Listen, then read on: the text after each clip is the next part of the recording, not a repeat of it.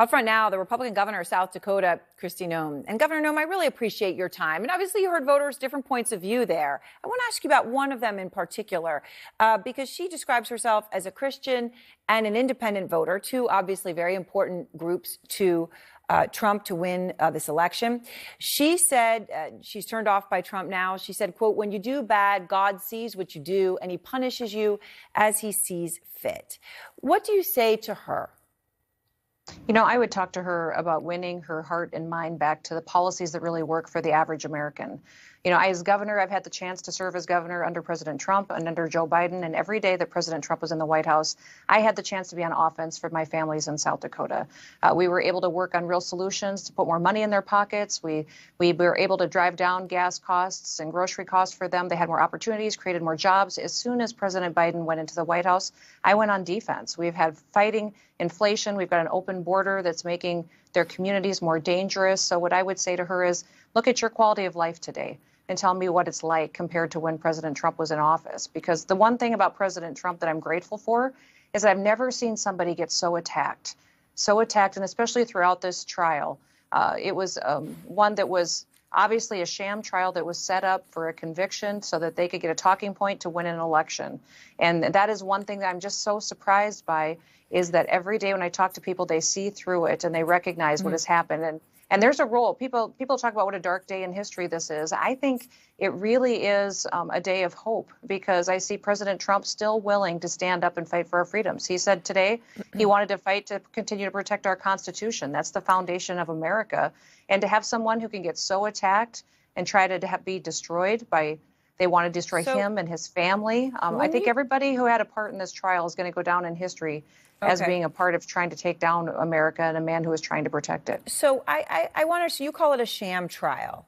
I'm curious what your thoughts are. Next week, Hunter Biden's on trial in a case brought by Joe Biden's Department of Justice. Is that a sham trial too? No, I think what is interesting about the trial with President Trump is that we had a judge that obviously had donated to President Biden before, when his requirements by New York ethics rules said that he had to recuse himself in that type of situation. He did not. Instead, he still presided over this entire process. President Trump asked for this to be moved to a different venue, knowing that 90% of the voters there did not support him. They voted for President Biden. He did not get that benefit of that. He did not get his witnesses that he wanted that would have brought clarity to federal election rules. He did not get the same kind of treatment from the judge that the prosecution did. They got incredible latitude. You just had Michael Cohen on, for goodness sakes, a man who admitted in the last couple of weeks that to grand theft, larceny. The man is a known thief and a liar and has done it over and over again and lied under oath to Congress. And now the guy wants credibility back. Of course, he said he did on behalf of his boss at the time, President Trump. But well, of course, he's trying to save his own reputation, but he doesn't have any left. And that's the problem, is they built this whole case around a guy like Michael Cohen, who will say and do anything that benefits Michael Cohen. And that's what's sad about this, Aaron. It makes me sad, is that law and order is supposed to be blind. And what about the 12 people who sat there? Governor, I was in that courtroom several days as several people testified. And so I had the opportunity to watch the jury, and they paid attention. They were indefatigable in paying attention. They were serious. There was no favor shown by any of them. And you could look at them, and there were times, as you know, I don't know if you've heard, people said, oh, well, one of them was sort of nodding and smiling at J.D. Vance. Maybe there was bias on the other side.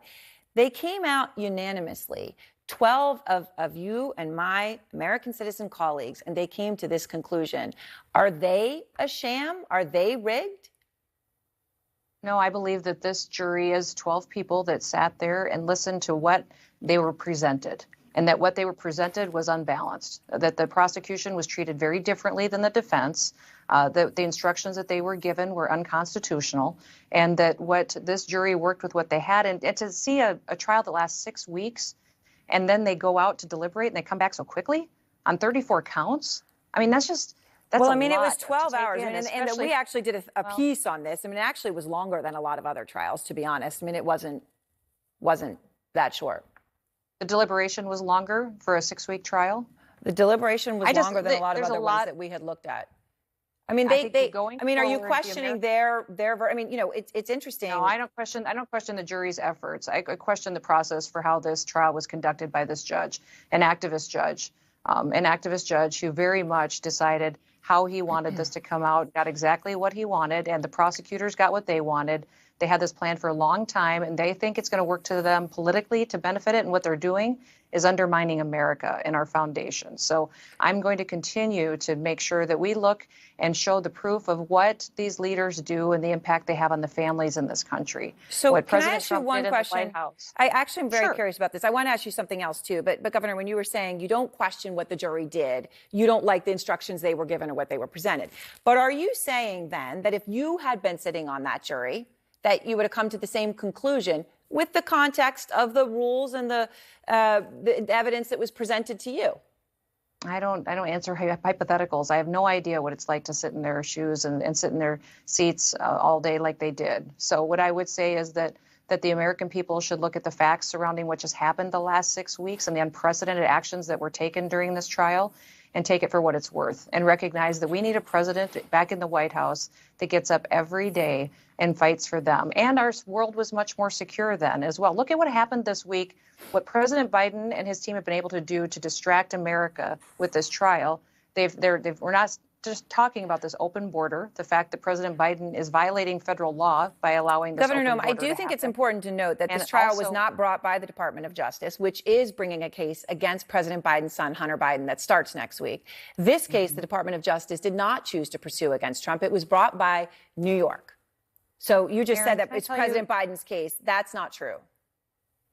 We all know that the Obama administration officials that were moved to this DA's office in order to bring forward this type of action against President Trump. And we all recognize that Hillary Clinton did this exact same thing, and she paid a fine for it. And instead, when it's President Trump and no crime was committed and he did nothing wrong, instead they bring 34 felony counts and convictions against him. It's complete different judicial treatment. And that is what is being undermined in our country that I think is so unfortunate and so devastating to us going forward. And meanwhile, in the rest of the world, we have Israel that we need to rebuild trust with. We have President Biden, who gave a very confusing press conference today, destabilizing the Middle East. And then we saw the United States allow Ukraine to use Western weapons to go and to elevate hostilities with Russia.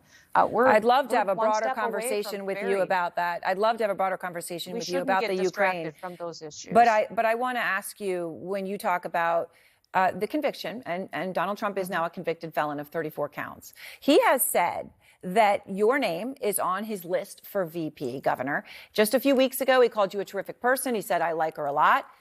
If he offers you the VP spot, are you willing to run and serve with him, even though he is now a convicted felon? You know, I just want him to win. And he knows that. I've told him that before. I said, sir, I just want you to win because I know how different life was when you were in the White House making the decisions. And I love my job as governor. I absolutely love it. And I love my state. So, but I want him to win. And so I'll do what I can to be helpful. All right. Well, Governor Noem, I appreciate your time tonight. Thank you very much. Thank you, Erin. You bet. You have a wonderful evening. You too.